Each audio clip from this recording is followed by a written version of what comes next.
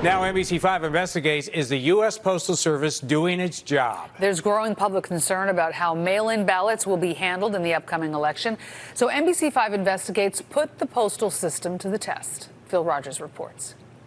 In this year of our discontent, with just about every aspect of life turned upside down, if any institution would have seemed pandemic-proof, we might have picked the post office.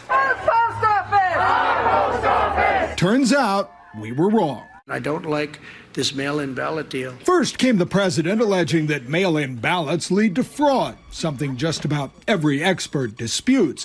Then allegations from Democrats that his hand-picked postmaster was attempting to sabotage voting by mail by slowing the system down. How can one person screw this up in just a few weeks? To be certain, there have been complaints. It's not good. It's not good. This woman, Mrs. Jackson of Chicago, contacted NBC5 after she said she hadn't received any mail for 10 days. We sent her a letter and she sent one back. Both took 4 days, and that's just here in Chicago. But she said her mail delivery can get a lot worse than that. If we get mail one day, it may be the rest of the week we don't get any mail. We wanted to see just how the mail is performing. So NBC5, along with other NBC and Telemundo-owned stations across the country, conducted an unscientific experiment this month, sending more than 150 first-class letters across more than a dozen of the nation's largest metro areas. After mailing our test letters August 14th, about 88% of them met the post office target of delivery in 1 to 3 business days. Another 17 were delivered within 5 days.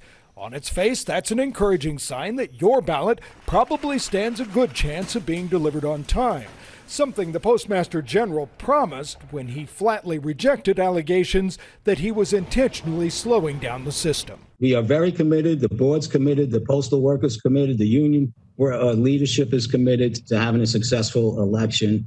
And the insinuation is, quite frankly, outrageous. Delivery issues are, of course, nothing new. The Postal Service's own internal data show an erosion of on-time delivery over the last decade. But the agency does routinely handle about 3 billion pieces of mail a week, so a few million more shouldn't overly tax the system.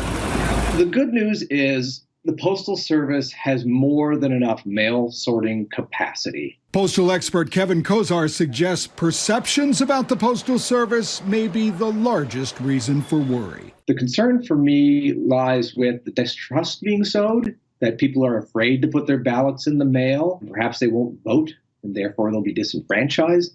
And for that reason, we're going to keep testing the system, because it's a safe bet that between now and Election Day, these conversations won't be going away. Phil Rogers, NBC5 investigates. Our thanks to Phil.